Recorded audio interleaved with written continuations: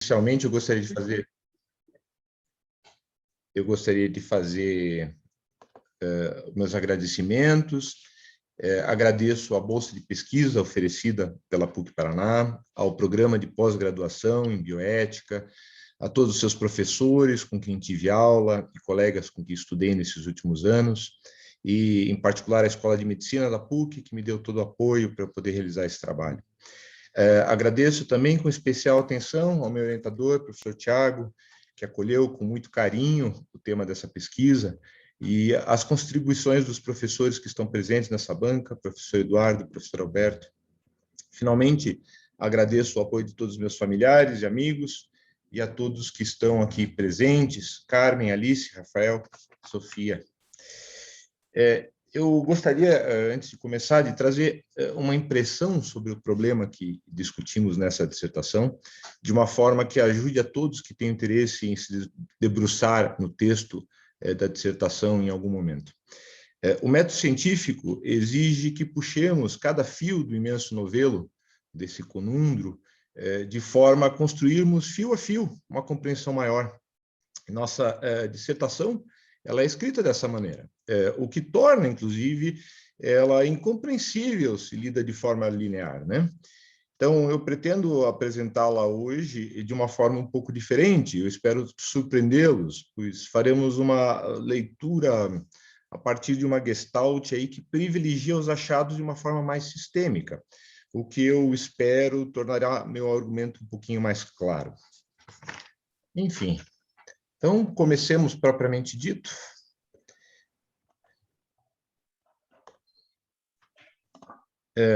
Nossa dissertação estuda os psicodélicos, uma classe de substâncias de uso ancestral cujos benefícios vêm sendo afirmados há milhares de anos. O reconhecimento de seu valor para os povos ancestrais que os utilizavam e ainda os utilizam é algo indubitável, visto que essas substâncias e plantas são centrais nas manifestações culturais desses povos. Isso tudo é reconhecido e possui farto registro da parte das ciências humanas. O Sérgio. Esse é o Sérgio. Esse é meu amigo, que a gente trabalha junto. Além disso, os psicodélicos eles já são bastante conhecidos pela ciência ocidental. Algo também exaustivamente registrado e que foi discutido de forma bastante ampla em nosso primeiro capítulo. Por ora, precisamos registrar de forma clara a nossa antítese. Esse ponto de vista sobre os psicodélicos não é unânime. Na verdade, os psicodélicos vêm sofrendo com as proibições globais de seu uso, comércio e pesquisa há 50 anos, num acirramento daquilo que chamaremos de guerra às drogas. Precisamos entender o que sustenta essa posição, ou seja, por que na atualidade, mesmo com a presença de benefícios tangíveis, tanto históricos como evidenciados pela ciência, a sua previsão segue ativa, sendo defendida e justificada por muitas pessoas. Então, para fins de clareza, organizamos a estrutura de nosso trabalho de uma maneira bem esquemática. Começamos com a pergunta. A pergunta, de uma forma, é justo proibir os psicodélicos? Essa seria a pergunta que, inicialmente, nós colocamos no trabalho. A nossa resposta ela também é bem direta. Não, essa proibição não é justificada. Eles deveriam ser permitidos, tanto para os estudos, como mesmo para o tratamento de diversas condições de saúde mental, e as evidências levantadas já em nosso primeiro capítulo da dissertação permitem concluirmos dessa forma sem nenhuma hesitação. Contudo, na realidade, o nosso verdadeiro problema começa aqui. E é por isso até que nomeamos esse problema como conundro psicodélico. São muitos problemas que precisaremos enfrentar, e esse é o objetivo do uso do neologismo conundro, pois precisamos ressaltar que se trata de um problema muito complexo e, de certa maneira, até mesmo um tipo de enigma. Fizemos um quadro, inclusive, esquemático desse problema que enfrentamos para facilitar essa compreensão do nosso trabalho. Então, encontraremos em nosso capítulo 1 toda a discussão que acabamos de resumir. Temos a pergunta, é justificável continuar a proibir os psicodélicos? E a resposta, não. E aí nós desenvolvemos vários subcapítulos que corroboram essa resposta. A partir disso, temos então o surgimento de um novo problema. Por que o impasse nessa proibição? porque seria possível e como seria possível resolvê-lo, né? Que é o que nós chamaremos de conundro psicodélico. Esse conundro, nosso trabalho, ele se resume a 3 problemas centrais, que podemos chamar de macroproblemas bioéticos. O primeiro macroproblema bioético é justamente definir e delimitar o conundro psicodélico. Ora, deve ficar claro que isso nunca foi estudado pela bioética e precisa, portanto, ser melhor delimitado. Para isso, precisaremos de um capítulo 2, na qual a gente vai trabalhar a partir do campo da psiquiatria e evoluir para discutir os problemas a partir da ciência. E vamos precisar também de um capítulo 3, para abordarmos as perspectivas a partir do campo do direito, evoluindo necessariamente a discussão para o campo da política. Então, esses 3 primeiros capítulos cumprem esta tarefa de delimitar o conundro e, ao mesmo tempo, permitem a identificação de inúmeros microproblemas bioéticos. Para discutirmos esses microproblemas bioéticos, precisaremos de um capítulo 4. Esse capítulo 4 pode ser resumido como o segundo macroproblema bioético, ou seja, esses problemas bioéticos todos a partir da posição da ciência. Seriam os problemas epistemológicos, incluem-se aí problemas farmacológicos, metodológicos, questões bioéticas pragmáticas. Por fim, precisaremos ainda de um capítulo 5 para enfrentarmos o terceiro macroproblema bioético, que são esses problemas bioéticos a partir do ponto de vista da filosofia. Os problemas ontológicos, e aí nós trabalhamos vários subtemas a partir desse ponto de vista. Enfim, nós podemos, de uma maneira geral, trazemos aí, até para isso, uma leitura um pouco mais sistêmica dos achados desse trabalho, das conclusões gerais, e até tem um fim um pouquinho mais didático. E nós podemos antecipar, antes de eu apresentar o restante, porque isso ajudará a gente a revelar, inclusive, a posição transdisciplinar dessa dissertação. Então, a primeira conclusão é óbvia. Nós temos a construção do conundro psicodélico como um novo problema bioético. A segunda conclusão, nós vamos argumentar epistemologicamente pela defesa da ciência psicodélica como um novo campo da ciência. A terceira conclusão, nós problematizamos diversos hiatos epistemológicos que exigem uma amplificação dos princípios bioéticos e uma revisão do predomínio da posição principialista e mesmo a sua insuficiência.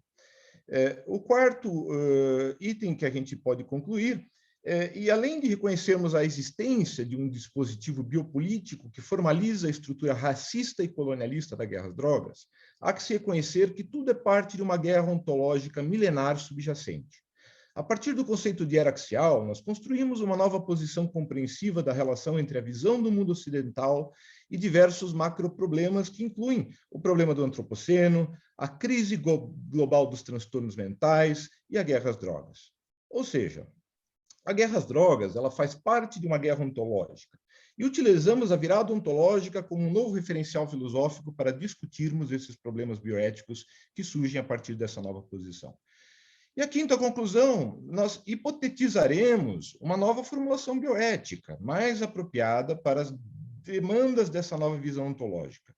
Na verdade, a partir da crítica colonial, que é proveniente das bioéticas latino-americanas, mas também ultrapassando-a a partir das premissas da virada ontológica, onde se utilizam os conceitos de cosmotécnica, de ilhas de estabilidade, de idioma performativo, nós hipotetizamos a necessidade de uma nova formulação bioética, que respeite a equivalência entre as cosmotécnicas ocidental e xamânica. Obviamente, estamos aqui hoje para explicarmos como chegamos a essas conclusões. Pois bem, acredita-se que o problema da guerra às drogas esteja claramente imbricado com o colonialismo. Nesse sentido, uma das novidades do nosso trabalho é a de relacionar esse processo a partir de uma perspectiva mais ampliada. O conceito da era axial de Karl Jaspers, de 1965, é essencial para compreendermos esse ponto de partida. A era axial de Jaspers trata da supremacia de uma visão ontológica, a transcendente ou os monoteísmos, em relação às ontologias imanentes, ou os povos chamados de bárbaros, representados pelas culturas pré-axiais ou extra-axiais. Falamos de 3 milênios de conflitos, com a progressiva destruição e absorção dessas culturas imanentes. Porém, esse processo parece atingir uma outra dimensão no presente, onde o fim da modernidade, de acordo com Bruno Latour, acompanha a chegada do Antropoceno, de acordo com Eduardo Vieira de Castro. Como é notório nos estudos sobre a virada ontológica, corrente filosófica central em nossa dissertação, a chegada do Antropoceno está diretamente relacionada com essa visão transcendente de mundo e que prevaleceu nesse período da era axial. Nosso ponto de partida, portanto, é de que o problema da guerra às drogas seja compreendido a partir desse conceito mais amplificado de uma guerra ontológica, que é também o mesmo processo que se correlaciona com o Antropoceno, de acordo com os autores da virada ontológica. Aqui, eu gostaria de citar um trecho do nosso texto que resume nosso ponto de vista. Esse espectro que ronda o homem, o fim do mundo das profecias xamânicas, e que se materializa como o Antropoceno, deve ser visto como o fantasma dessa forma de cultura singular, denominada civilização ocidental moderna, que se ilude ao se impor como vitoriosa, determinando o fim da história, por constituir uma monocultura planetária tecno-espiritual e que se enxerga como a origem e o objetivo da história, mas que agora caminha para o outro fim da história, a autoextinção causada pelas metástases cancerosas de uma matriz tecno-econômica e do imaginário cosmológico que a sustenta.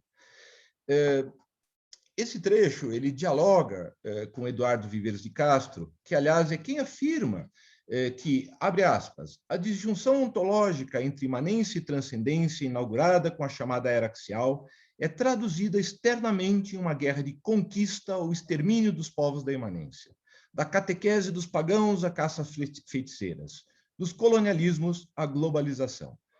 Fecha aspas. É dessa posição de domínio dos povos transcendentes ou axiais é que teremos a construção do projeto colonialista ocidental e também a guerra às drogas, entre outras catástrofes que parecem pequenas perante a ameaça maior do Antropoceno ou o fim do mundo. Pois bem, há cerca de 50 anos tivemos um marco único dessa interminável guerra entre os povos transcendentes e povos imanentes, ou como prefere Bruno Latour, da guerra dos humanos contra os terranos. É o início de uma proibição global sem precedentes, num acirramento daquilo que passa a ser chamado de cruzada ou guerra às drogas, e que tem a intenção de destruir a reputação dessas substâncias, marcando-as de forma indelével com o rótulo de drogas, tornando-as proscritas para o uso ou comércio.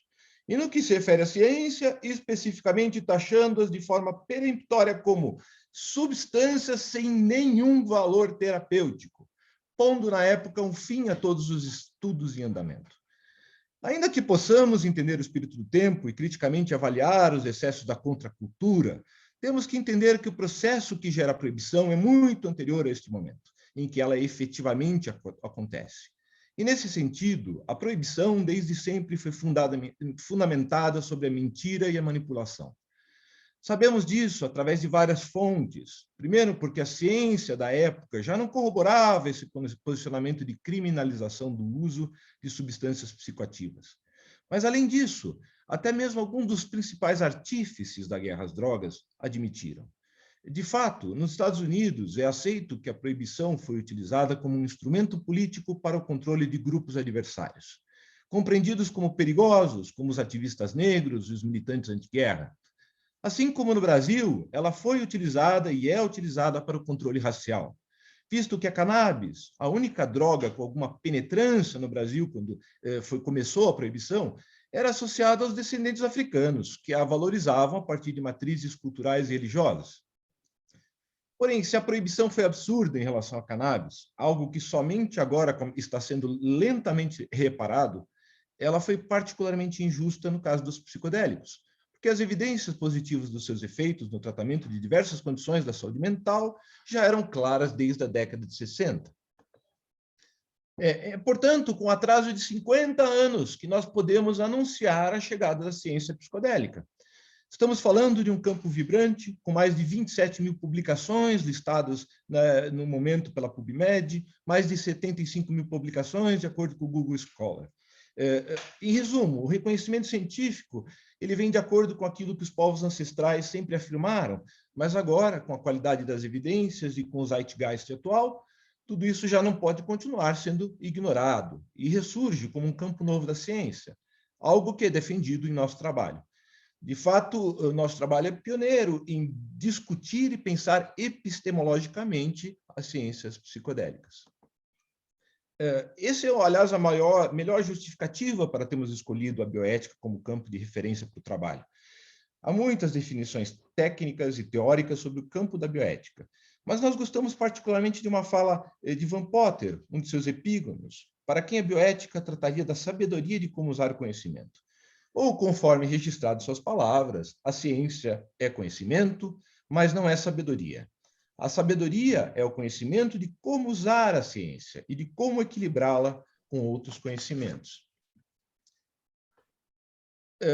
Veremos que a falta de comunicação e de diálogo interdisciplinar corresponde a boa parte do problema, algo que esperamos corrigir com esse trabalho.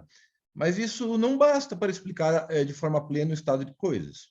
Simplificadamente, temos, portanto, que o ponto de partida para entendermos esse conflito já é diretamente percebido pela própria nomeação dessas substâncias a partir de cada campo em disputa.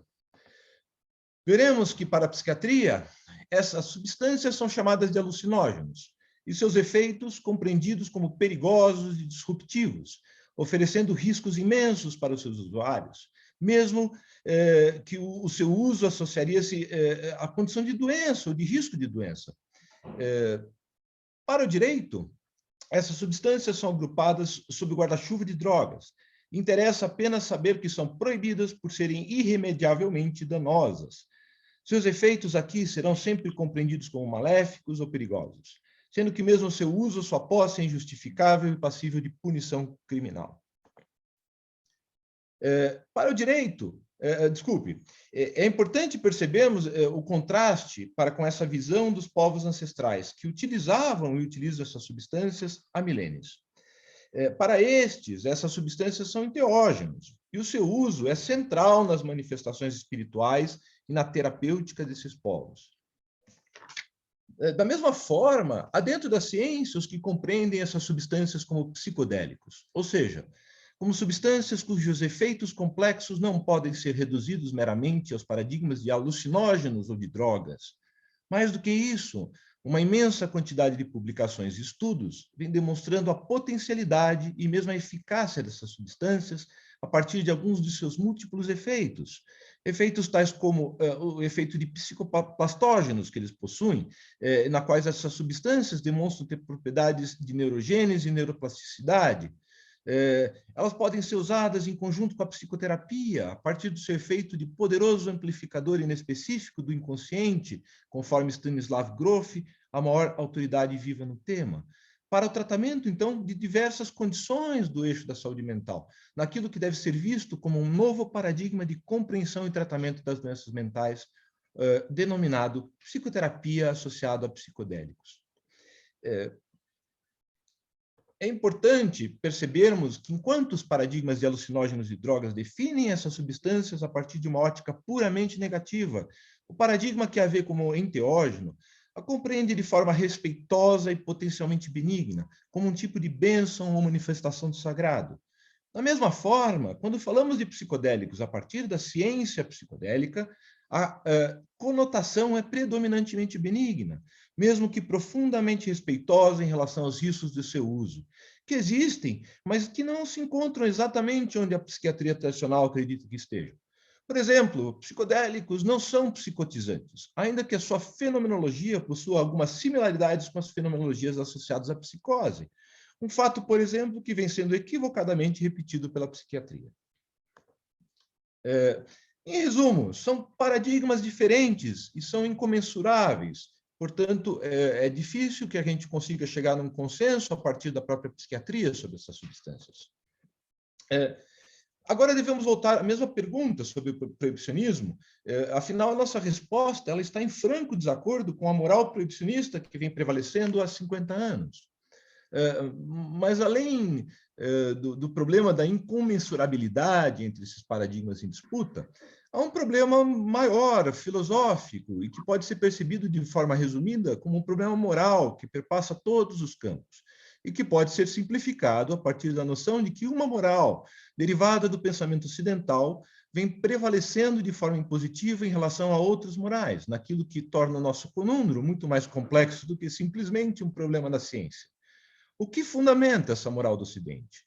Essa resposta, bastante complexa, apresenta em seu centro a questão dos estados alterados da consciência, atribuída ao uso dessas substâncias, e no meio do repulso do Ocidente e de seu racionalismo monoteísta e kantista a esses estados alterados, visto como aberrações e distorções perigosas da realidade. Iniciamos pela ciência. Para caracterizarmos melhor esse conflito, utilizamos o paradigma de estabelecidos e outsiders, tal qual formulado por Norbert Elias. Elias é um sociólogo que desenvolveu seu trabalho a partir de um estudo em pequena população na Inglaterra da Segunda Guerra, do pós-guerra, na Segunda Guerra. E o seu modelo serve para estudar quaisquer grupos a partir da perspectiva das relações de poder existentes. Ou seja, é um modelo, de certa forma, universal. Perceberemos como o grupo dos estabelecidos, representado pela psiquiatria atual, se organiza de maneira discriminatória em oposição ao grupo de outsiders, representados pelos pesquisadores interessados nos psicodélicos ou nos enteógenos. De forma ainda mais significativa, a pertinência dessa analogia pode ser corroborada com a própria posição de Thomas Kuhn em relação aos paradigmas científicos em disputa, naquilo que é a essência a estrutura das evoluções científicas. E nos parece que os trabalhos desses autores dialogam maravilhosamente bem. Sobre a psiquiatria, e a nossa discussão aí, ela aborda as dificuldades inerentes ao problema da consciência, da definição do que é uma doença mental e da própria caracterização dessas doenças ou dessas condições. Veremos que a psiquiatria atravessa uma crise a partir de diversos pontos de vista: crise diagnóstica, crise explanatória, crise terapêutica, uma vez que o problema de explicarmos a consciência subsiste todas essas crises. É sensato compreender essa crise para além dos seus problemas epistemológicos. Ou seja, há um problema ontológico que atravessa essa visão de mundo da psiquiatria. Nós não detalharemos aqui, mas a crítica que fazemos é muito importante para que a gente possa postular a ciência psicodélica como mais apropriada para trabalhar com os psicodélicos. Além disso, não podemos nos esquecer de que tanto a psiquiatria quanto o direito, para além de campos científicos, também são agências biopolíticas produtoras e influenciadoras de subjetividades. Significa dizer que a moral coletiva reflete em boa parte os pontos de vista que emanam dessas instâncias biopolíticas. Pontos de vista que malignizam essas substâncias, mas que não estão de acordo com os conhecimentos científicos mais atuais que temos sobre as mesmas. Esse é um dos pontos nefastos do proibicionismo, a produção de inverdade sobre essas substâncias. De fato, ao abordarmos a questão da proibição a partir do direito, também observaremos um campo em conflito interno, e apesar da proibição ser sustentada pela lei, os especialistas do direito divergem bastante no que se refere ao respaldo da estrutura proibicionista, uma vez que ela fere diversas premissas conceituais do próprio direito, como o respeito à dignidade humana. A discussão a partir do campo do direito, sem dúvida, a mais difícil para nós que não somos do campo, ela buscou, a princípio, tornar o problema compreensível para o não iniciado. O que encontramos, na verdade, nos permite refutar qualquer simplificação que tente rotular o problema como um problema meramente criminal. Como pudemos concluir, o problema é meramente moral e o direito meramente uma agência biopolítica de controle, incapaz de modificar o estado de coisas, uma vez que reflete diretamente uma agenda política ideológica. A palavra ideologia sempre traz uma pulga atrás da orelha das pessoas. Sobre esse ponto, o pesquisador Richard de Grandpré, ele defende a existência do farmacologicalismo, um tipo de ideologia semelhante ao racismo, ao fascismo, ou seja, uma ideologia nociva que se caracteriza pelo preconceito e perseguição a pessoas que utilizam certas substâncias, certos psicofármacos, nomeados sob estigma moral de drogas. Tendo em mente essa perspectiva ideológica, podemos avançar e compreender que a guerra às drogas é a continuidade da guerra colonial com outros métodos, cujos benefícios políticos e econômicos são disfarçados por uma ideologia moralista e caracterizada pela perseguição aos usuários de psicofármacos, um comportamento considerado desviante, que é inaceitável, pois seria associado a um estado alterado de consciência perigoso, pois irracional e disruptivo. Na verdade, se a guerra às drogas não pode ser sustentada pela ciência e é fundamentalmente uma peça moral, portanto, não há como fugir da discussão política. E a atual explicação para o estado de coisas passa pela compreensão de um dispositivo que nomearemos necropolítica farmacrática, a partir dos conceitos teóricos de Achille Mbembe e Antônio Escorrotado. Esse dispositivo permite compreendermos a guerra às drogas como uma ação colonialista e racista, que impôs o método proibicionista para obter controle biopolítico de comportamentos desviantes, ao mesmo tempo em que garantia vantagens comerciais para a Big Pharma. Apesar do discurso oficial do proibicionismo se basear nos problemas trazidos pela dependência do uso de certos psicofármacos, a lista de drogas proibidas e os graus de restrição não seguem nenhuma lógica farmacológica. Tampouco alguma organização a partir dos riscos ou da toxicidade dessas substâncias. Ao nomear certas substâncias como proibidas e sem valor terapêutico conhecido, a ciência foi deixada de lado, e o que delimita a classificação é meramente um ponto de vista moral. Mais do que isso, podemos perceber que, sendo uma forma de guerra colonial, os efeitos do farmacologicalismo devem ser compreendidos a partir dos seus resultados práticos, sob a forma de um encarceramento global em massa, e com um número de vítimas que permitem caracterizar a guerra às drogas como uma forma de genocídio global, além de um epistemicídio. Esse termo, epistemicídio, ele é encontrado frequentemente na obra de Boaventura de Souza Santos, e que significa a destruição de saberes, de conhecimento e de culturas não assimiladas pela cultura ocidental. Então, epistemicídio e genocídio são características das guerras coloniais, e também da guerra entre os transcendentes e imanentes. Portanto, nós temos aí que o círculo explicatório ele se fecha nesse momento, né? Então, após essas considerações, que representam os primeiros 3 capítulos da nossa dissertação, nós podemos admitir como bem delimitado esse nosso conúndrio, o nosso primeiro macroproblema. Como podemos perceber, os problemas bioéticos encontrados nessa análise são inúmeros e sua repercussão imensa. Então, a partir daqui, devemos nos concentrar na discussão desses problemas, ou como organizar esses problemas. Enfim, a partir da bioética, podemos dividir os macroproblemas em 2 grupos. Os relacionados à ciência, e que são abordados, a princípio, a partir da bioética principialista, e aqueles relacionados à filosofia, como nós já tínhamos separado. A partir da ciência, no centro da nossa argumentação se encontram as características sui generis dos psicodélicos, em que um estado de sugestionabilidade característico, que pode ser associado à neuroplasticidade observada nos estudos, a necessidade e a importância de um contexto apropriado para o seu uso, também chamados de setting, e a presença de um estado de consciência único, reconhecido em estudos funcionais como um estado alterado da consciência, ou estado holotrópico, que chama Stanislav Grof. Essas 3 características permitem afirmarmos que a psicoterapia associada a psicodélicos, a PAP, representa uma nova modalidade terapêutica, com características diversas de outras modalidades terapêuticas previamente conhecidas. Suas características diferentes dificultam a compreensão explicativa do método. Requerem, portanto, uma nova epistemologia. E sugerem mesmo a possibilidade de novas explicações de mundo, requerem, portanto, uma nova ontologia. Do ponto de vista da bioética, isso pode ser percebido através das grandes acomodações que são necessárias para utilizarmos os princípios bioéticos clássicos, e mesmo da necessidade de novos princípios bioéticos serem definitivamente incorporados nos estudos e análises bioéticas. Então, nós detalhamos no nosso trabalho, que não podemos fazer agora, cada um dos princípios, né? Por exemplo, em particular, a autonomia, que é um princípio sempre muito superestimado pela bioética biomédica, né? Então, cada um desses princípios foram adequadamente discutidos.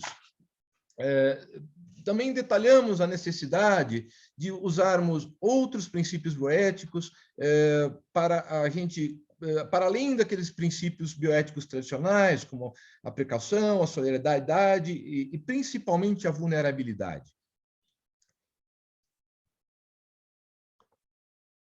Também detalhamos os problemas da dependência e do tabu que é afirmar que drogas podem fazer bem.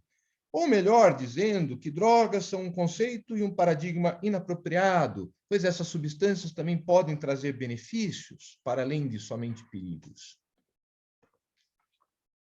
Em resumo, entendemos que a classificação de uma substância como droga é um tipo de farmacologia moral, sem fundamentos, e deveríamos poder afirmar, sem medo, que a ciência não deveria considerar fármacos como portadores de algum caráter moral. O ponto de partida deveria ser, no mínimo, neutro. E no caso de certas substâncias, como os psicodélicos, o ponto de partida deveria ser a partir de uma intenção de benignidade, algo perfeitamente de acordo com a história do uso dessas substâncias.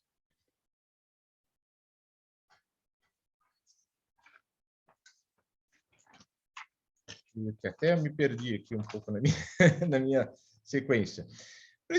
Finalmente, uma vez que caracterizamos o problema a partir da ciência, afirmamos que precisaríamos caracterizar melhor a partir da filosofia. E esse processo ele somente se inicia em nossa discussão e pretende ser levado adiante. Em primeiro lugar, nós trouxemos o problema do antropoceno. Nenhuma formulação bioética que ignore a gênese do antropoceno em suas formulações, a partir da precaução, pode se considerar suficiente para sustentar a pesquisa científica. É um problema muito sério, nós não vamos aqui detalhar tudo o que nós conversamos durante a nossa tese. E na segunda parte dessa nossa contribuição sobre o problema, na qual temos que falar da questão filosófica em si, nós trouxemos a crítica pós-colonialista bioética para discussão naquilo que é central nas bioéticas latino-americanas. Nós podemos acompanhar a relevância dessa corrente crítica, ao mesmo tempo que percebemos que, para os ocidentais, a supremacia de sua visão de mundo é incontestável, e o domínio tecnológico é sua grande ferramenta e diferencial de sua superioridade. Muitos filósofos entendem que esta é a falha que os estudos pós-coloniais não conseguem adequadamente tratar. A chave para isso é uma bioética xamânica, e são os pensadores ameríndios, Krenak, Davi Kopenawa, e a posição da virada ontológica que permitem nós sairmos desse impasse. Nós, novamente, não detalharemos aqui esse aspecto para fins do tempo. Nós, finalmente, no final desse nosso trabalho, nós detalhamos o problema das cosmotécnicas propostas pelo filósofo chinês Yu Hui, que justamente bebe dessa fonte da virada ontológica, né? E a importância do valor ontológico dos próprios estados alterados da consciência, porque, afinal de contas, o preconceito que a visão racional do mundo apresenta em relação aos estados eutrópicos é central em todo esse processo colonialista que visa a aniquilação dos saberes ancestrais representados pelo xamanismo. E é seguramente a barreira mais difícil de transpor do castelo proibicionista, fundamentado em valores racionais, kantianos, e que possuem ojeriza desses estados xamânicos que desafiam a razão ocidental. Por fim, gostaríamos de terminar lendo uma frase do nosso trabalho.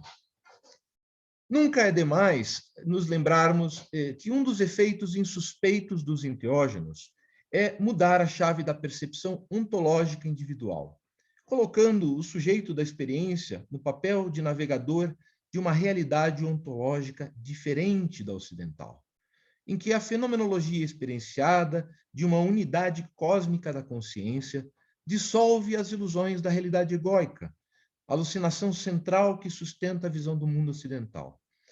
É nessa mudança de chave que parece curar os ocidentais de suas doenças mentais, filhas de uma visão coletiva ontológica delirante, em que as falsas premissas de liberdade e individualidade, verdadeiras quimeras da modernidade, encontram-se em constante conflito com a vida coletiva, não só entre humanos, mas com toda a vida planetária, e apenas reificam as perspectivas ilusórias do ego, Maya, como se diz na visão ontológica hinduísta, ou Sansara, na perspectiva budista.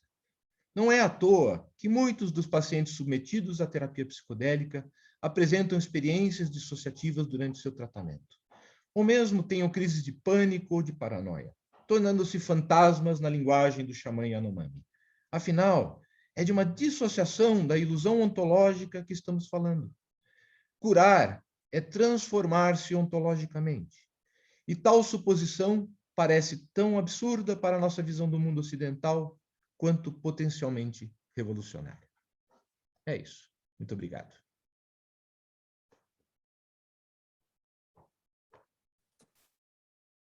Obrigado a você, Alexandre. Me apresentando agora e apresentando a banca de modo mais formal, percebi que estava com a câmera com problema no início, então tivemos aí a defesa do mestrado, da dissertação de mestrado de Alexandre Lieblich, aqui no programa de pós-graduação em bioética da PUC Paraná, em que ele defendeu o trabalho Conundrum psicodélico, os novos fundamentos, os problemas bioéticos e transdisciplinares das ciências psicodélicas. Alexandre, ele é professor da casa, digamos assim, né? Professor do curso de graduação em medicina na PUC. Já recebi contatos, Alexandre, de alunos de outros cursos interessados no tema, tiveram contato pelas redes sociais, então acredito que você poderá ser demandado para outros cursos aí.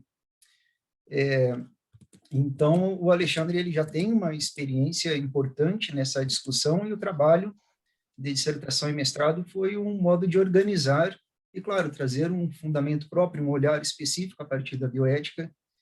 E verificaremos agora com uma banca muito qualificada se ele cumpriu este objetivo de modo adequado ou não.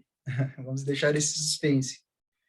Agradeço, então, nesse sentido, e fazendo uma autocrítica aqui já, a banca está muito masculina, né? Estamos em 4 homens aqui, cisgêneros, brancos, então, isso é uma ilustração desse problema sistêmico colonial que a gente tem em todo momento, né? E me perceber aqui agora e externar isso, eu acho importante. Mas, de qualquer forma, é uma satisfação muito grande ter esta banca formada, então, por Eduardo Schellenberg, que é uma grande referência na discussão sobre usos terapêuticos e científicos de psicodélicos. Alexandre Eduardo Schellenberg, e agora eu vou fazer uma breve leitura aqui do resumo do Lattes dele. Ele trilha há 10 anos uma sólida carreira acadêmica na interface entre psicologia, psiquiatria, neurociências, e onde ele também empreende para desenvolver novos tratamentos psiquiátricos. Ele ele é fundador e diretor de um instituto importante nesta área, né, o Instituto Faneiros, acredito que muitos aqui conheçam. E além disso, dessa parte empreendedora, digamos, ele tem uma sólida formação e produção acadêmica, com artigos científicos publicados em importantes periódicos.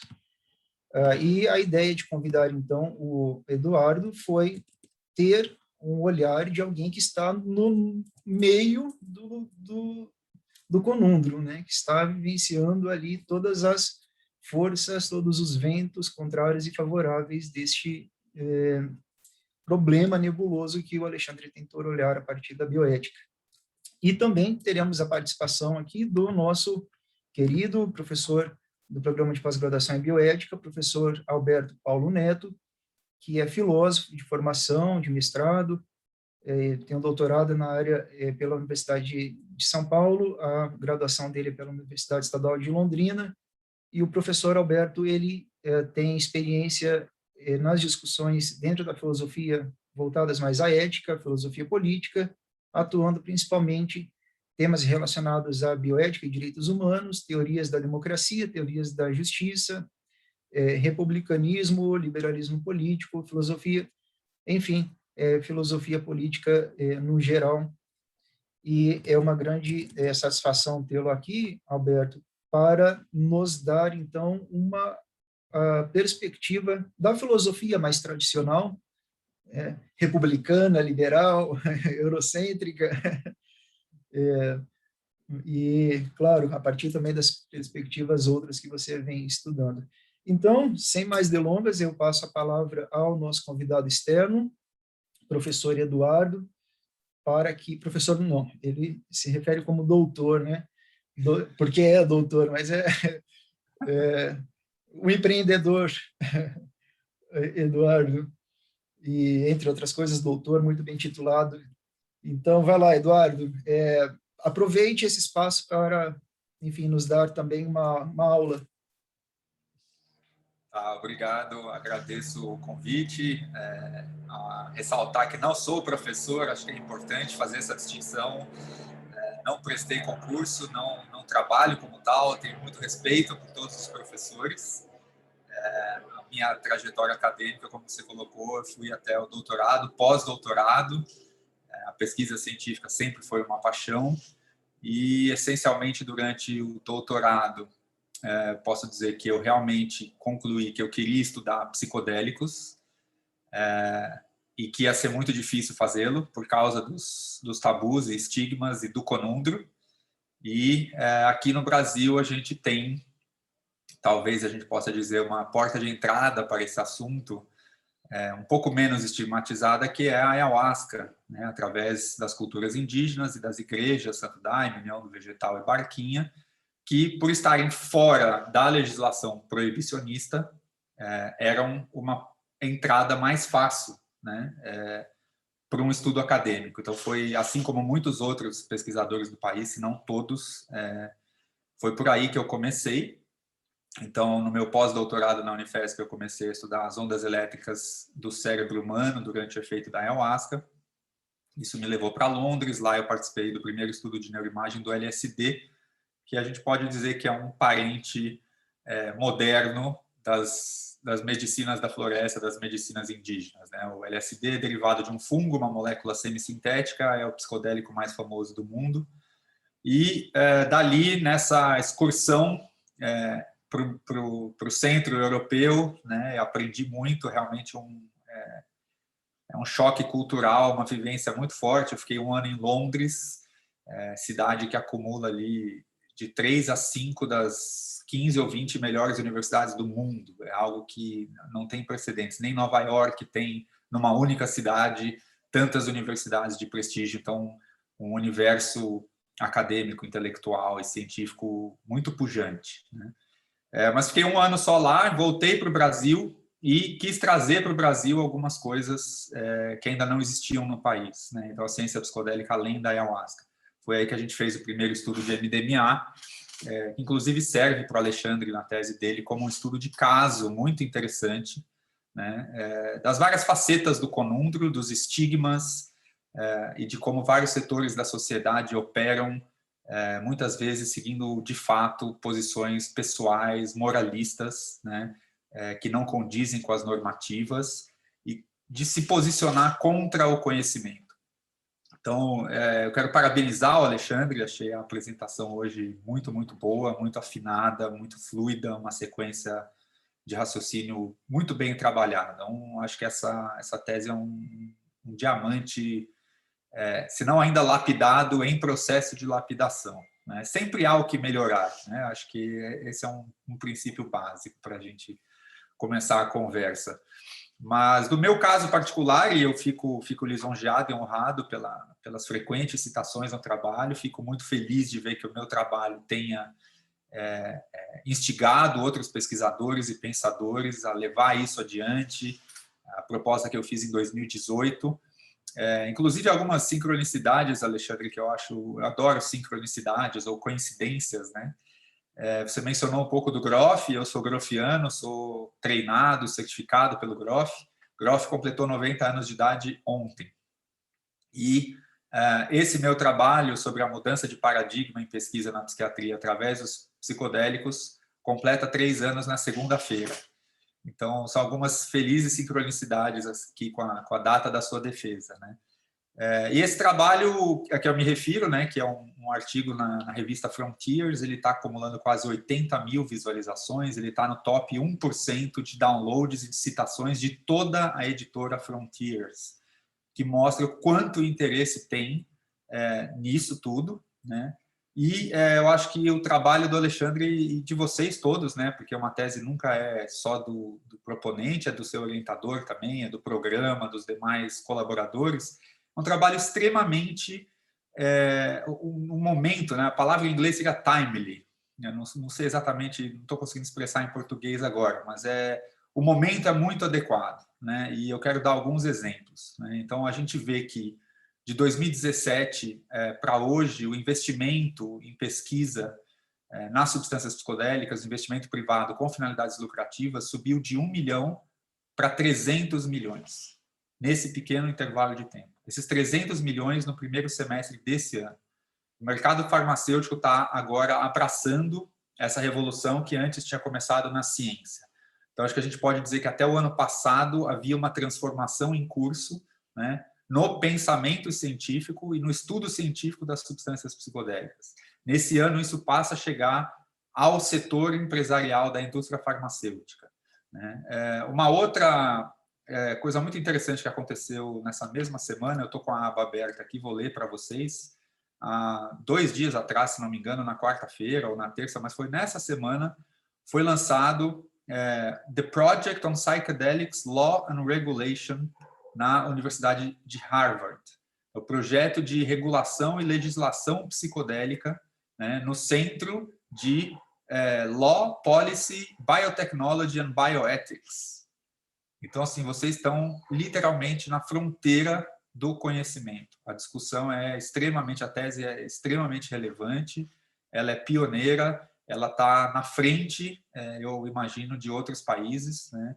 E a gente vê agora Harvard criando um centro com doações filantrópicas para estudar especificamente as questões bioéticas de regulação e legislação dos psicodélicos, que é um tema que o Alexandre aborda extensamente na tese, está de fato relacionado com a guerra às drogas, com a proibição e com uma percepção, talvez a gente possa dizer, ocidental ou moderna, né? É difícil pegar um termo que abarque isso sem ter as suas contradições internas, mas as contradições internas também não são um problema em si mesmas, né?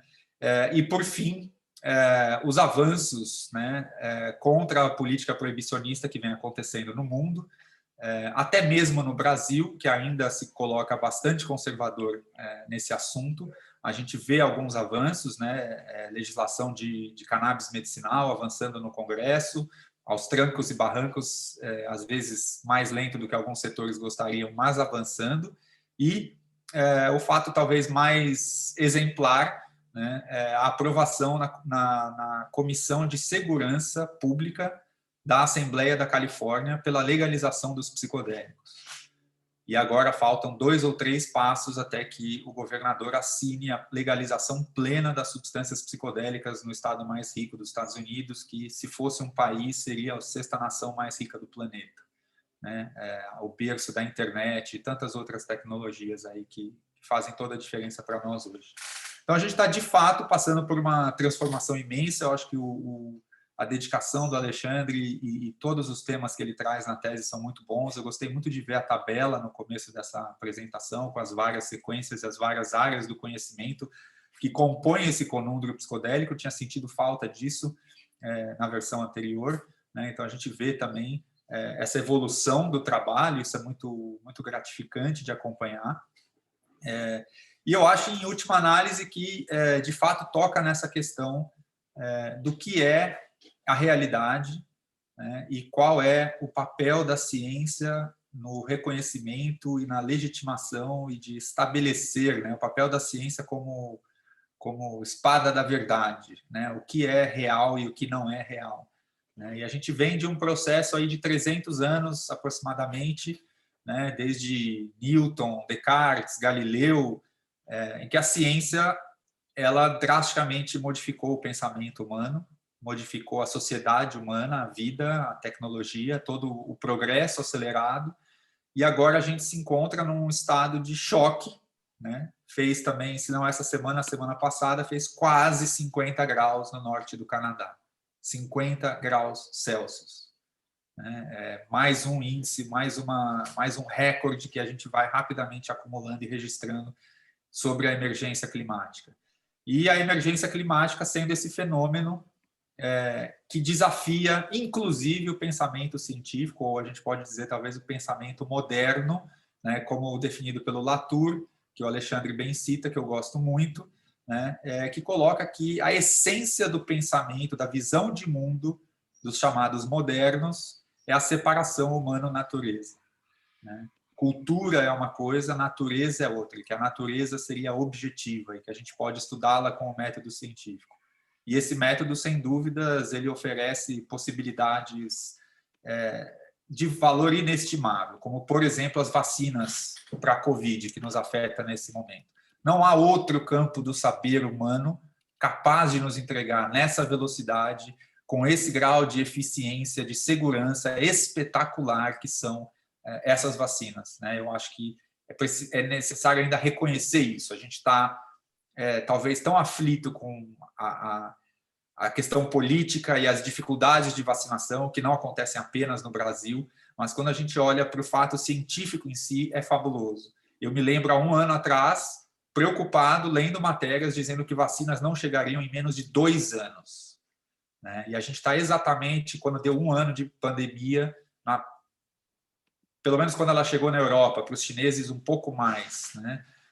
Mas quando deu ao redor de 1 ano, já tinha vacina chegando e já estavam começando as vacinações. É um feito incrível. A ciência de fato, é uma forma de pensamento e conhecimento incrível. Só que ela não é absoluta, ela não é ilimitada, ela não tem condições de explicar toda a existência e todo o universo. E um dos pontos em que a ciência encontra mais dificuldade é o estudo da consciência, da subjetividade, da experiência de estar no mundo, da sensação de ver o vermelho. A neurociência, por exemplo, que é a minha área de especialização, durante algumas décadas ignorou esse assunto. Não tem consciência, esquece. Já que a gente não sabe como estudar, não vamos nem estudar, não vamos nem falar do assunto. Era muito incômodo. Hoje isso já mudou, né? A área de estudos científicos da consciência está evoluindo bastante. E eu acho que esse é um ponto central do conundro, né? E aí a gente se perguntar qual é o limite do conhecimento científico nesse campo em específico e o que poderia substituí-lo, ou como que ele pode ser modificado. Né? E aí a gente vê uma série de coisas acontecendo, e aí o que eu queria abrir perguntas para o Alexandre. Eu senti uma tendência em alguns pontos do trabalho bastante conflituosa. Né? Então, quando, por exemplo, essa ideia do outsider e do estabelecido, ela é muito poderosa porque ela ajuda a esclarecer para nós, e outros autores trouxeram isso de outras formas, né? O Thomas Kuhn e tantos outros que você cita bem, os conflitos entre grupos, entre visões de mundo, entre formas de pensar e forma de entender o mundo. Né? Mas ela também pode ser uma armadilha, porque a gente pode ficar preso nessa oposição. Se sou outsider, tenho que estar em oposição ao estabelecido e não há um ponto de convergência, não há um ponto possível de acordo, de entendimento mútuo. E isso talvez perpetue o problema. Então, em alguns momentos da tese, parece que você coloca aqui, por exemplo, o avanço da psiquiatria psicodélica, farmacêutica, deve ser talvez rejeitado ou combatido. E eu, já há muitos anos, eu venho pensando essa situação. Né? E eu venho modificando a minha forma de entender e pensando que é um processo. Né? Então, a gente está vendo mudanças no direito, a gente está vendo mudanças na filosofia, a gente está vendo mudanças na psiquiatria. Elas não vão acontecer em série, elas não têm como acontecer de nenhuma forma arquitetada por ninguém, porque é um processo orgânico, social, né, multidimensional. Mas eu acho que essas transformações são bem-vindas e que a gente não deve esperar, talvez, mais do que certos setores são capazes de absorver e de implementar a cada momento. Então, eu acho que, em última análise, a gente concorda de que o pensamento xamânico ele tem alguma coisa ali na sua essência que é fundamental e pode ser, inclusive, fundamental para a sobrevivência da espécie nesse antropoceno, nessa emergência climática, mas que a nossa sociedade está absolutamente despreparada para esta refeição enteogênica espiritual. Né? É tão distante, é tão incomensurável, né, que a gente talvez precise ter uma trajetória de evolução dando flexibilidade para várias flutuações. E aí, nesse sentido, eu vejo como bem-vinda, né, por exemplo, a psicoterapia assistida por psicodélicos, que é uma área que a gente tem trabalhado bastante.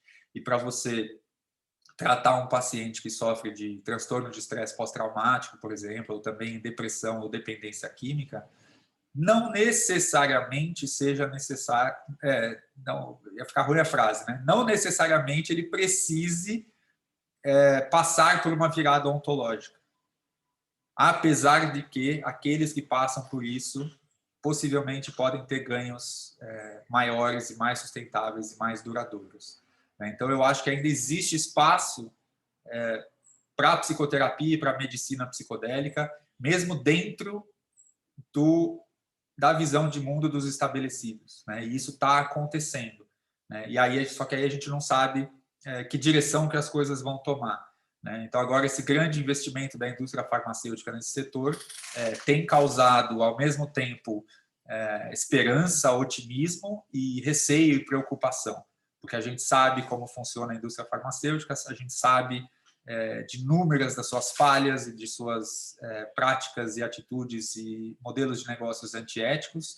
Por outro lado, sim, ela é necessária. Se a gente pensa em escalabilidade das medicinas psicodélicas, dependendo de plantas e cogumelos, provavelmente a gente não consegue fornecer isso para a quantidade de pessoas que hoje sofrem intensamente com todos esses transtornos. Nesse sentido, os sintéticos trazem uma solução muito interessante, né? Praticamente falando. Mas o risco é esse entendimento que relembra o conceito que você trouxe do de Grandpré, né? De um foco excessivo na substância. Seja a substância como a origem de todos os males, a substância que o crack, que em uma tragada fica dependente para o resto da vida, ou o LSD que enlouquece e nunca mais volta ao normal no primeiro uso, ou qualquer substância que tenha atrelada a ela a noção de a cura, ou, né, a panaceia, a substância do amor e assim por diante. Então, os fármacos, eles são sempre, os efeitos dos fármacos são sempre contextuais, né? São sempre situados a específicas culturas, né?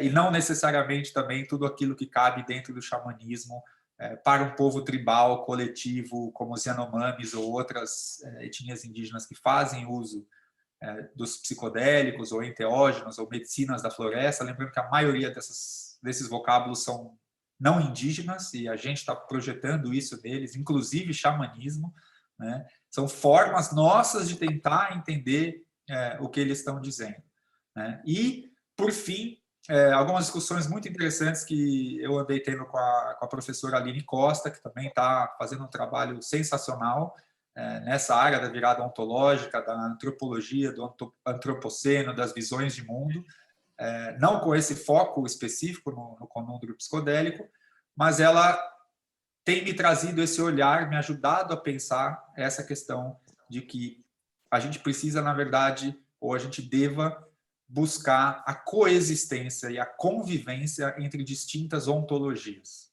ao invés de cair na armadilha de que a gente tem que simplesmente inverter a dominação de uma ontologia A sobre uma B para uma B sobre uma A. E esse talvez seja o nosso maior desafio aqui com relação ao conúndrio psicodélico.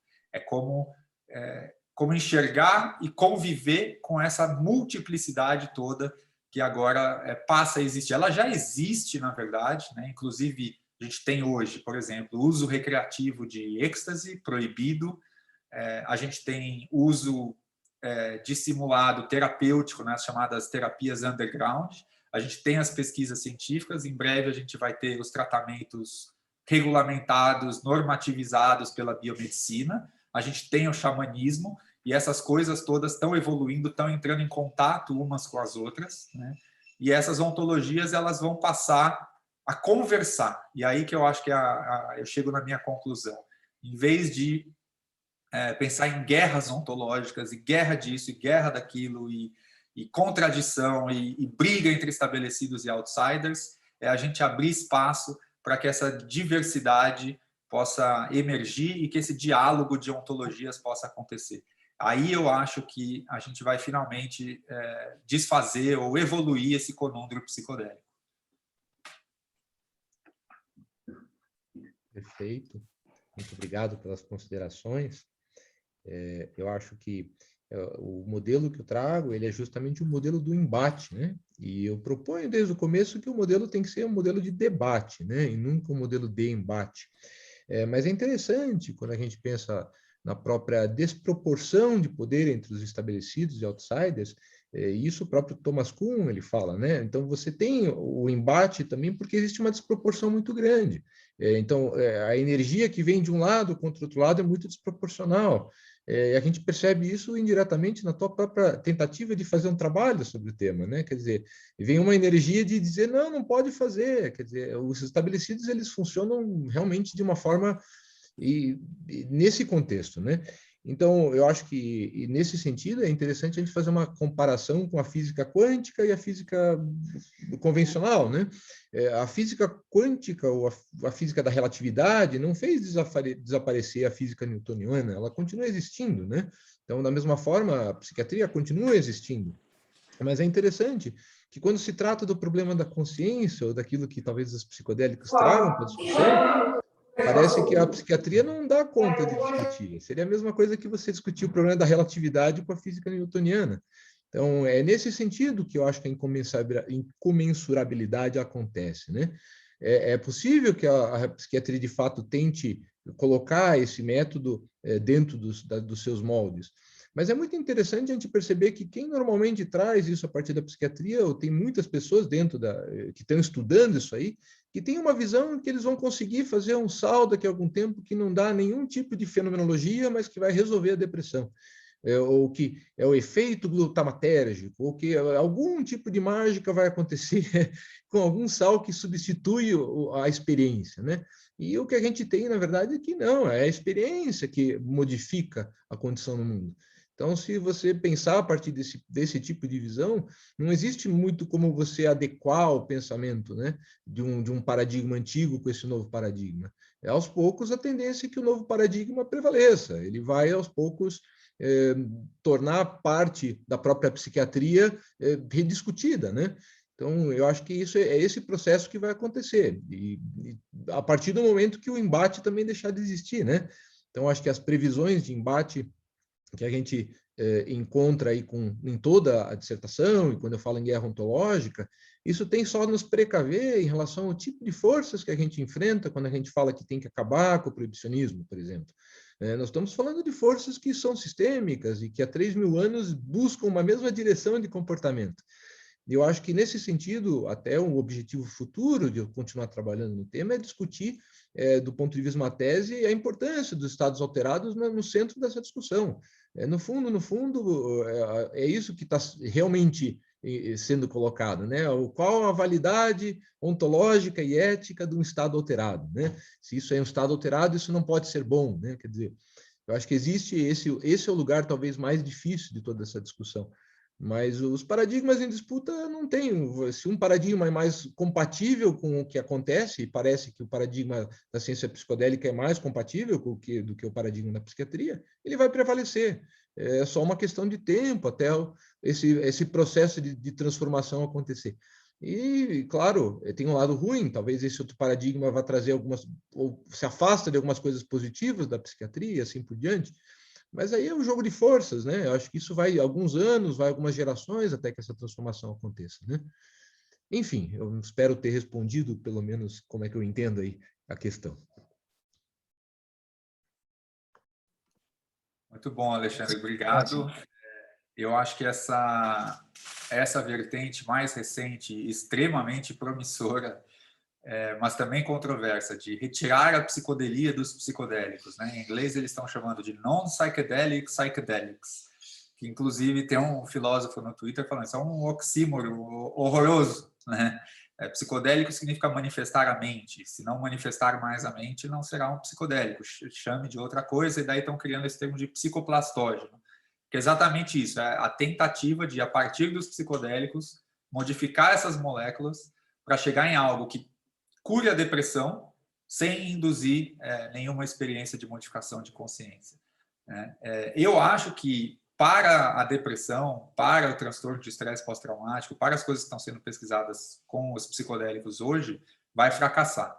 Mas para as demências, para a neurodegeneração, né, na velhice, tem um potencial imenso aí de coisas que vão sair dessas pesquisas. E filosoficamente seja talvez a última tentativa possível de sustentação do paradigma da psiquiatria biológica.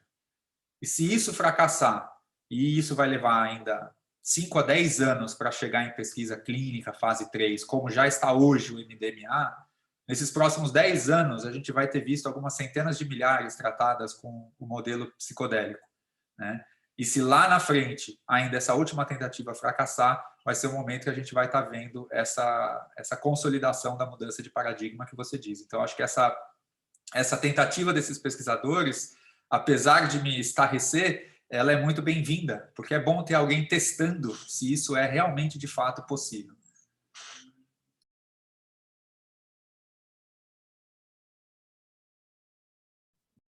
Isso, Alexandre gostaria de complementar, ou o professor Eduardo, professor doutor Eduardo, gostaria de acrescentar alguma questão?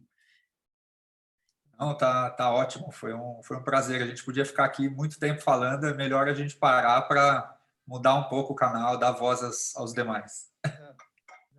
Hoje você trouxe uma questão que é fundamental no trabalho do Alexandre, que é a questão do posicionamento de uma bioética que está se colocando como crítica, como uma espécie de uma luta, se colocando em posição de combate, e isto vai em desacordo com uma proposição mais dialogante, mas não é que a falta de diálogo, ou que a impossibilidade de diálogo esteja colocada a priori, é porque o Alexandre está partindo do pressuposto de que a racionalidade vigente hoje na psiquiatria, no mundo dos negócios, na vida, sobretudo nesse sistema globalizado, né, ele é incompatível com a nossa sobrevivência da espécie. E a partir do momento que você vai dialogar com uma racionalidade que coloca em risco a sua sobrevivência, a sobrevivência da espécie, a sobrevivência de uma certa forma de organização do planeta, então a gente tem que trazer alguns pontos mais de embate mesmo, né? Porque é uma questão vital. E um outro ponto, assim, bem objetivo, pensando na sobrevivência das próprias ciências psicodélicas. O que aconteceu com as ciências canábicas, o que tem acontecido com as ciências canábicas, é um ponto de alerta, porque esta captura de uma abordagem terapêutica da cannabis por uma visão extremamente financeira de negócios, como oportunidade de negócios, enfim, vai levar a um processo de industrialização, de comercialização, como qualquer outro produto que está aí nesta racionalidade apocalíptica, né? E também as patentes, né, me parece que são uma questão importante, porque as patentes, até na indústria farmacêutica em geral, elas têm contribuído para reduzir a inovação e não para aumentar a inovação. Porque é óbvio, quanto maior o poder de uma indústria farmacêutica, maior o monopólio que ela tem em relação à compra de todos os níveis de um processo de produção de um novo medicamento. E aí, desde o chamado sequestro neoliberal das ciências, a partir dos anos 70, das ciências biomédicas especialmente, quando o investimento público passou a ser muito menor do que o investimento privado, as inovações científicas terapêuticas, transformadoras, reduziram drasticamente. Desde os anos 80, nós não temos, de fato, inovação terapêutica significativa no campo da farmácia como um todo. Então, é um risco para as ciências psicodélicas ser sequestrada também pelo mercado e, a partir daí, entrar em um processo de mercantilização vulgar que perderia a total potência transformadora de resistência, de sobrevivência que os psicodélicos e a visão de mundo que está por trás de seus usos e aplicações propõem. E poder falar isso desde a bioética é um privilégio para todos nós, porque, de fato, é isso que o campo se propôs desde o início, a ser uma área voltada à discussão sobre a sobrevivência planetária, na perspectiva de Potter, na perspectiva que o Alexandre se propôs a trabalhar.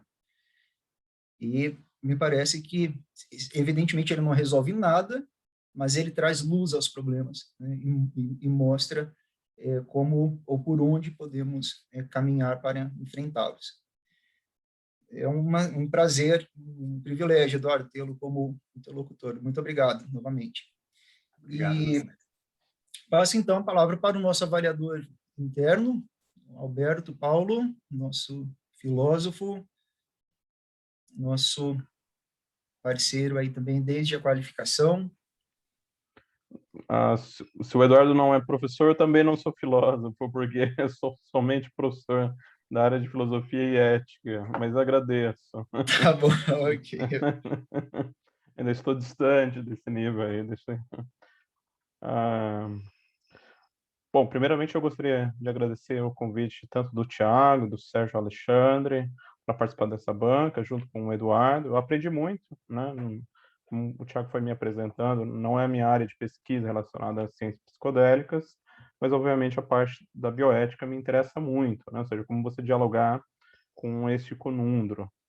Eu gostaria de dar o parabéns para o Alexandre, porque ele cumpriu o prazo, né, Tiago, que a gente havia acordado, e necessariamente na data que nós havíamos pensado, ele fez a entrega do texto, e estamos realizando hoje a sua defesa da dissertação. Eu observo, assim, na relação do trabalho, ele cresceu naquilo que era necessário, né, principalmente nos aspectos bioéticos, né, de enfatizar alguns posicionamentos teóricos que ele foi acrescentando, por exemplo, a bioética de intervenção, bioética de proteção, né, a escolha, talvez motivado pela orientação da bioética crítica, deixando um pouco de lado este aspecto que estava centrado na figura do Léo Pessini e caminhando mais para este aspecto. E eu acho que o trabalho, principalmente nos capítulos que eu me detive mais, são os capítulos 4 e 5, né, que são a partir desses que gostaria de aprofundar com você. Ele mostrou essa evolução e esse atendimento aos pedidos da banca, né? Eu acho que é importante este aspecto.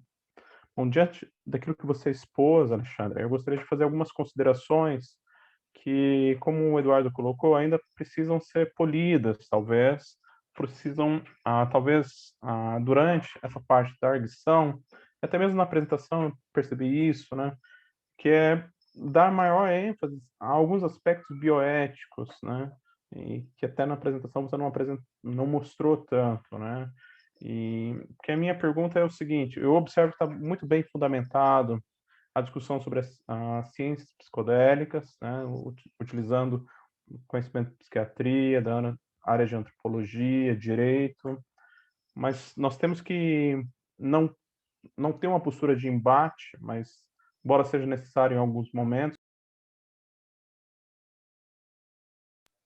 para debater, né, ou seja, a postura de embate é interessante, essa vontade para debater, mas também manter uma postura dialógica. Acho que foi muito interessante que o Eduardo colocou, ou seja, não fazer a guinada de tal modo que a sabedoria, eu diria assim, psicodélica, fique acima da ciência ocidental e nós permaneçamos nesse maniqueísmo, né? Ou seja, se a ciência dita ocidental, a tecnociência, até mesmo como o Tiago disse, né, ou seja, os frankfurtianos da primeira, da segunda geração, também perceberam essa força do sistema capitalista de tudo transformar em produto, ou seja, até mesmo a sabedoria, ou seja, até mesmo algo que não esteja sistematizado ou não esteja no sistema econômico, político, relacionado a poder, mas esteja naquilo que o Russell diz sobre o mundo da vida,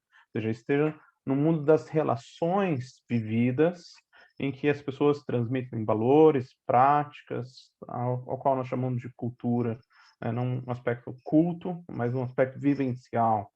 Né? Então, ou seja, há um ponto bastante positivo no seu trabalho de fazer essa crítica necropolítica, a guerra às drogas, né, empreendida desde o governo Nixon, ou seja, eu acho que são aspectos interessantes analisados. No entanto, eu gostaria de aprofundar contigo, né, em dois pontos que me chamam a atenção.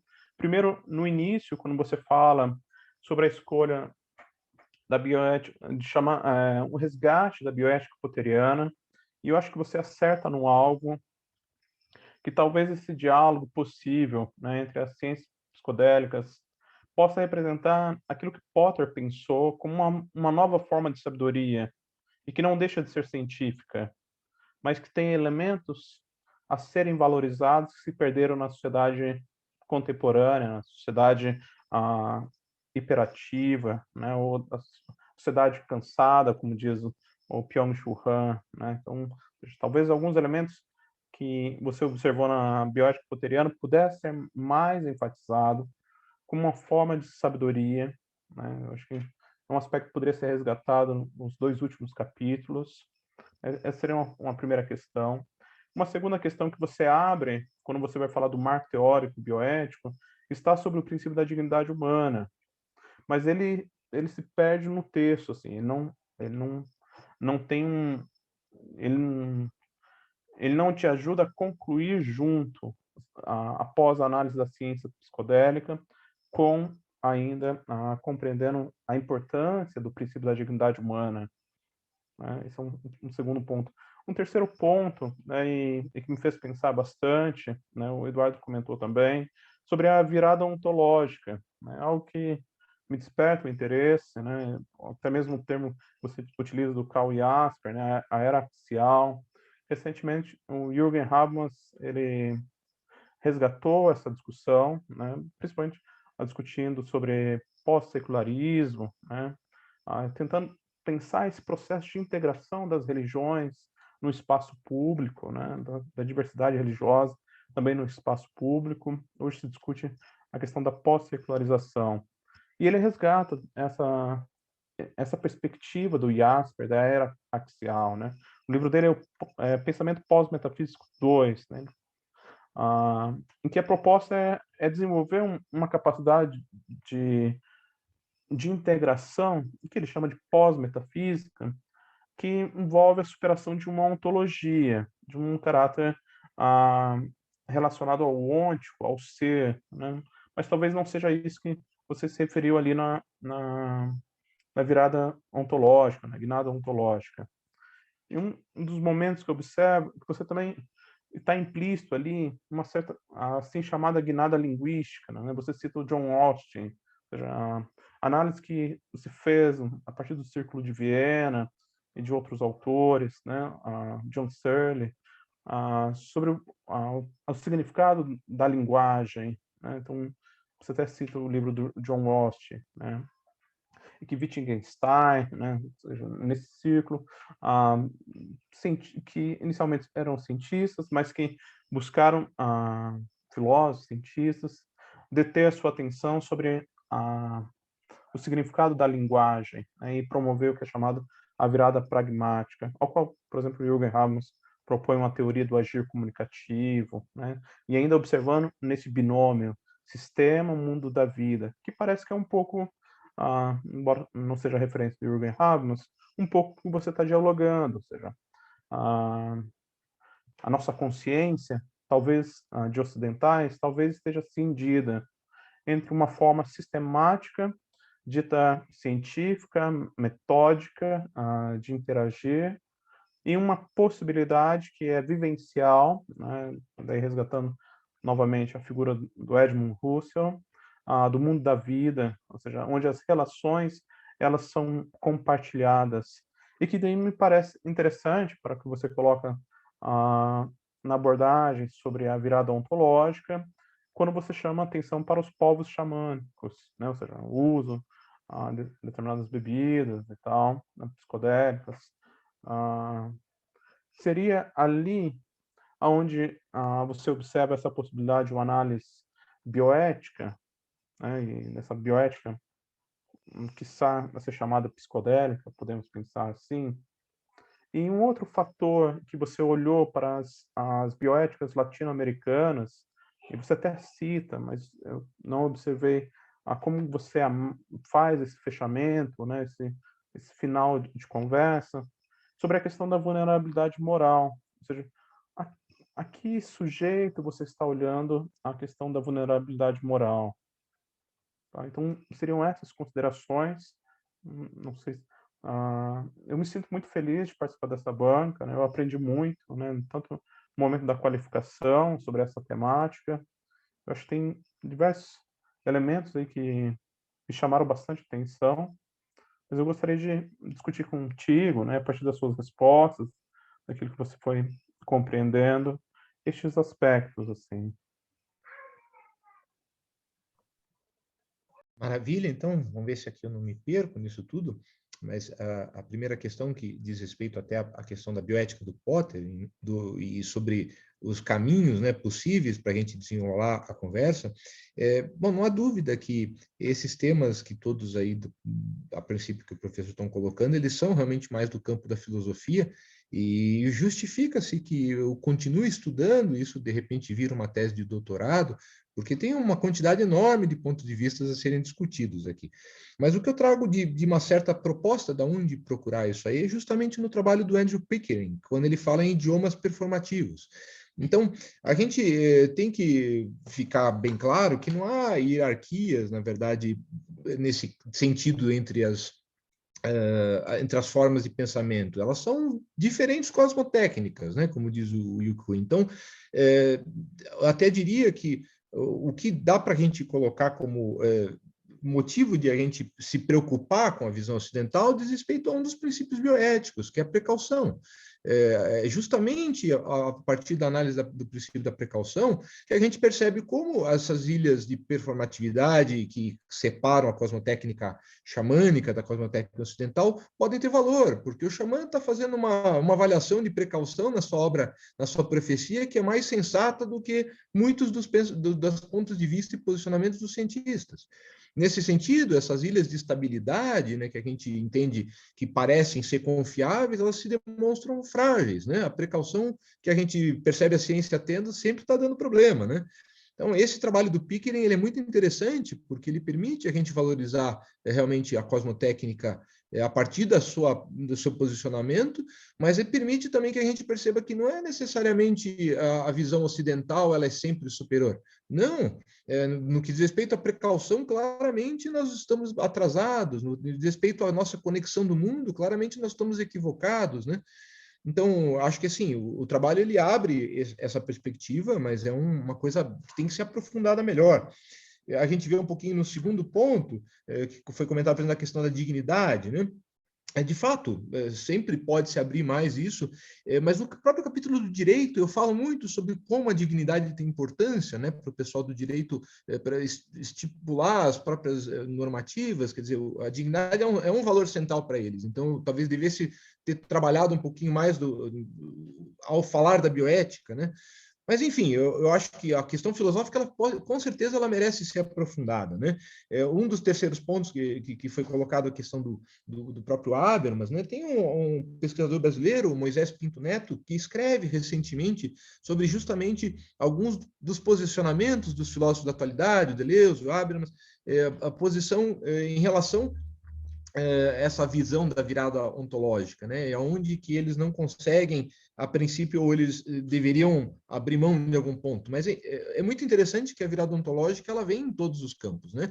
Então, ela não pode ser vista mais só a partir da filosofia mesmo. Acho que a ciência, com vários dos campos aí que a gente tem, são sendo estudados aí, que a razão ela perde um pouquinho da referência, a gente vai imaginar aí que existe um caminho aí em comum dentro da filosofia, justamente essa visão diferente de mundo a partir da experiência dos estados alterados possa ter seu valor ontológico da mesma forma, né? Um valor que pode nos ajudar nesses contextos de conexão com o planeta, com os seres vivos, pode nos ajudar nos contextos da precaução. Então, eu acho que existe sim um espaço para um aprofundar aí bioético, que não seja simplesmente objetivante, né? Que não eleja a natureza como um objetivo de estudo, e sim a interação a partir desse outro ponto, né? Por fim, a questão da vulnerabilidade, eu acho que a vulnerabilidade moral, que é um conceito que eu gostei muito, utilizei com muito gosto, ele é muito parecido com o problema que o Foucault chama de problema do controle dos comportamentos desviantes. Se a gente observar uma analogia, é muito parecida. Então, eu diria que a vulnerabilidade moral é o problema bioético que a gente observa nessa questão, nessa agência biopolítica que trabalha com o controle dos comportamentos desviantes, né? Então, eu acho que um pouco por conta disso que eu não aprofundei muito mais, visto que eu discutia essa visão do Foucault em algum momento, eu achei que era suficiente para a gente compreender a correlação direta da guerra às drogas e da posição do mundo em relação aos outsiders que falam a favor dos psicodélicos, né? Quer dizer, estão todos dentro dessa posição de comportamento desviante. Então, é um problema bioético que eu acho que surge de uma forma bem delimitada. Mas, enfim, o mais importante para mim, e eu poderia trabalhar com qualquer um desses princípios éticos mais a fundo, mas é justamente levantar a lebre de que a bioética principialista não dá conta disso faz muito tempo, mas agora a gente tem evidências, inclusive, a partir da própria forma como a PAP funciona, da importância da coletividade, do contexto, do meio ambiente. Isso tudo não tem como a gente deixar de trazer para essa discussão, quer dizer, é um problema epistemológico, mas é principalmente ontológico. É um ponto de vista que vai ter que ser começado de um outro lugar. Não dá para sustentar. A bioética principialista ela continua tendo seu valor, mas é que nem comparar a física quântica com a física newtoniana. Ela não serve para trabalhar na física quântica, não serve para trabalhar no contexto da consciência e das relações entre o ser e o contexto nos efeitos dos fármacos, como a gente entende que eles existem. Enfim, não sei se ficou muito confuso, mas é mais ou menos isso que eu gostaria de colocar. Eu te agradeço, Alexandre. Eu acho que você reafirmou pontos importantes do seu trabalho, né, que eu gostaria de ter ouvido mais, assim, agora ouvir, né, que eu acho que era importante reafirmar, até para ter essa compreensão bioética e de uma possível, denominando assim, uma bioética psicodélica. Talvez, eu acho que nós podemos dizer assim, Thiago, a bioética é esse espaço para a interação, onde há um espaço para o conhecimento científico, técnico-científico, mas também para a construção de saberes que não se pautam pela estrutura ocidental ou técnico-científica, da lógica técnico-científica. E aí é o espaço para a construção da sabedoria, né? Eu acho que é um elemento importante. E um outro ponto que eu achei interessante do seu trabalho, né, ou seja, de necessariamente mostrar a insuficiência do paradigma principialista para responder a essas questões, né? Já de antemão você faz a negativa em relação ao referencial da autonomia, né? Ou seja, que facilmente resolveria esse dilema? Possivelmente não, né? Como você mostrou, ou seja, que nós temos que ampliar e ter outros referenciais para pensar. Um outro referencial que você coloca através do Viveiros é do bem viver, né? Ou seja, eu acho que é um conceito interessante também, e que os povos da floresta, as comunidades originárias podem nos ensinar sobre isso, né? E no sentido demonstra este aspecto que o Jasper também falava da era axial, ou seja, o momento que diversos povos em diversas localidades, no mesmo momento, né, ou momento próximo, estão pensando sobre essas questões existenciais e tentando oferecer uma resposta a partir das suas entranhas, a partir da sua interioridade, né? Acho que é um aspecto que é ressaltado, né? E se de uma certa forma essas substâncias colaboram para isso, ou seja, para essa autocompreensão, para seu fármaco, né? Ou seja, deve ser posto em discussão. E eu acho que você faz de forma bastante adequada, né? Ou seja, tanto olhando sobre um aspecto jurídico, um aspecto social, fazendo umas denúncias que têm que ser feitas, né? Para repensar uma nova forma de sabedoria, né? Eu acho que é bem interessante. Maravilha, muito obrigado pelas considerações.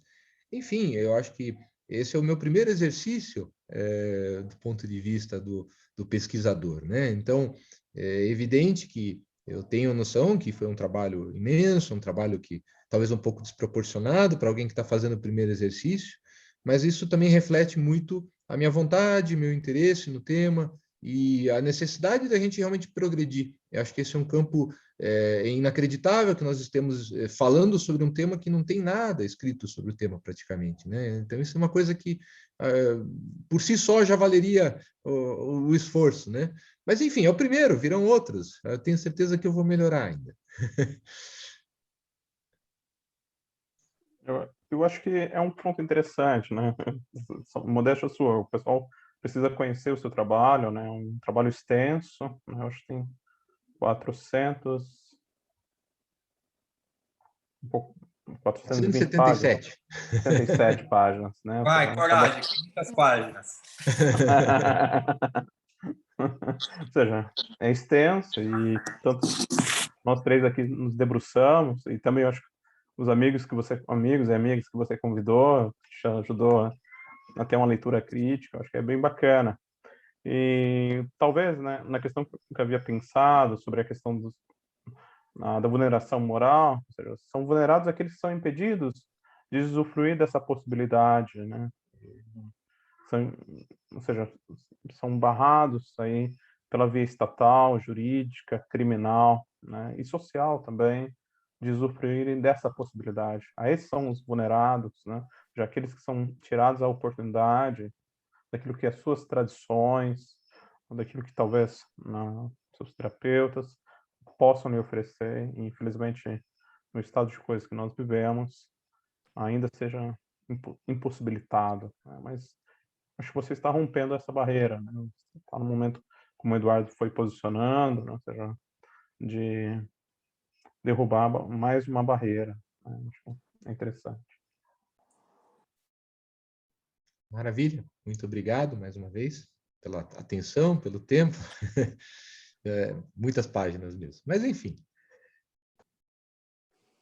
Muito obrigado, Alberto. De fato, um trabalho dessa magnitude, há flancos que podem, devem ser ajustados para a defesa, mas certamente o aprofundamento de todos esses aspectos teóricos e também aplicados, porque há questões práticas, conflitos que estão nesse conundro e que sequer passamos perto, né? O Alexandre, ele identificou um problema, trouxe um referencial extenso, transdisciplinar para identificar este problema, e agora com este problema identificado, ele já está se comprometendo e vamos incentivá-lo de todas as formas possíveis a seguir para um doutorado onde ele possa, de fato, pesquisar teórica e empiricamente e normativamente essas questões que vão emergir deste campo que já está aí e não estávamos vendo, né?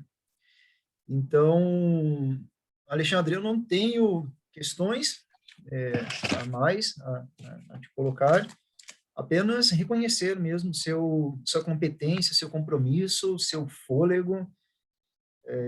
Eu aprendi bastante com você nesse período também, de modo que, enfim, para mim é um momento de aprendizado e de conquista tão importante quanto é para você, porque eu sei que dentro do programa você passou por trajetórias que poderiam, se não fosse a sua determinação, enfim, chegar ao outro termo, né? E você chegou a uma excelente dissertação de mestrado, como foi atestada pela banca. Então, eu preciso cumprir um rito aqui de definição de nota, verificação de avaliação, de aprovação mesmo, confirmar se é este o veredito. É questão rápida e burocrática. Vocês podem ficar na sala, que eu vou criar aqui uma outra sala apenas com os avaliadores.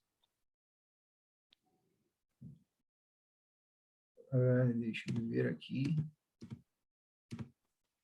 E o pessoal convidado pode interagir com o Alexandre. E um minutinho, só para sairmos aqui. E eu vou terminar também antes a gravação.